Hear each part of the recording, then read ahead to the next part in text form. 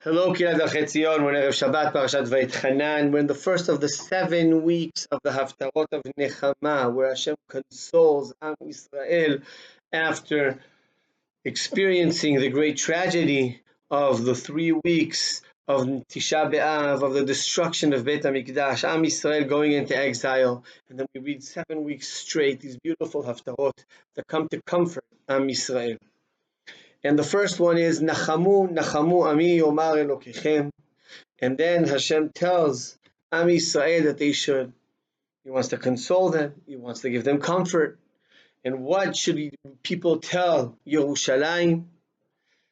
Mal'at tzeva'ah nirtza ki nirtza avona ki lakcha miyad Hashem kiflayim bechol chatotea.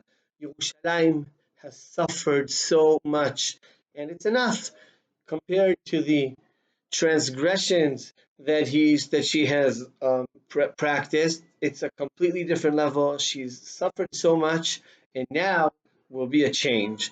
And we read in the continuation of the prophecy of how Hashem will actually come and save, fix, mend Yerushalayim, will bring Am Yisrael back to Yerushalayim. But that's only the first part of the Haftarah. From the middle of Haftarah, we start talking about something else. We talk about how small we are, how small and tiny and with no understanding and finite is humanity, are humans.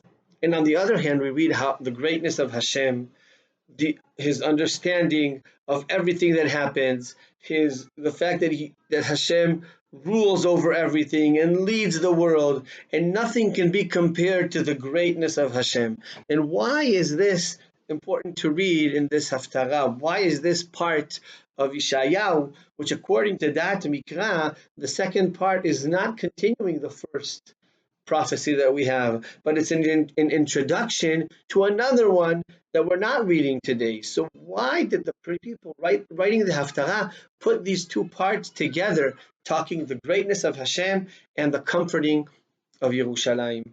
And I have an idea. I thought that we find out in many places that the destruction of the temple and the exile of Am Yisrael and the suffering that Am Yisrael went through, if you look at things logically, there's no chance for things to change.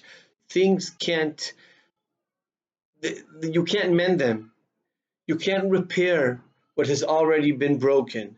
And Am Yisrael are in exile, and naturally it should have been the end of Am Yisrael.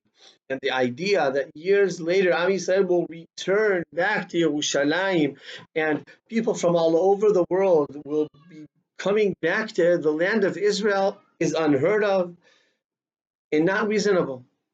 The only way you can hold on to this faith, the only way you can actually believe that something like this can happen, is when you understand the greatness of Hashem.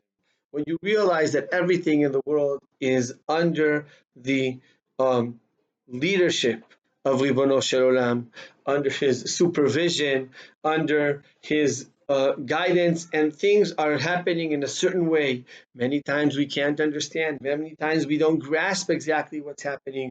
We don't know where to put ourselves in this historical picture. But something great is happening, and the greatness it stems from the greatness of Hashem. So we start with the comfort for Yerushalayim, but to strengthen this comfort, we have to strengthen our understanding and our belief in Hashem and His greatness. After we read this and we internalize this idea, then we can go back and understand that Hashem can even mend, Hashem can even fix and can repair and can heal this deep wound of Am Yisrael, and Am Yisrael will return back to Yerushalayim, to Eretz Yisrael. And we have the merit of living through a time where generations where we are seeing the unbelievable becoming believable. And we can hold on to this and hold on to the hope and faith that many other challenges that we are facing, we can go through them, we can overcome them with our faith in Hashem. Shabbat Shalom and Bsorot Tovot to all of Am Yisrael.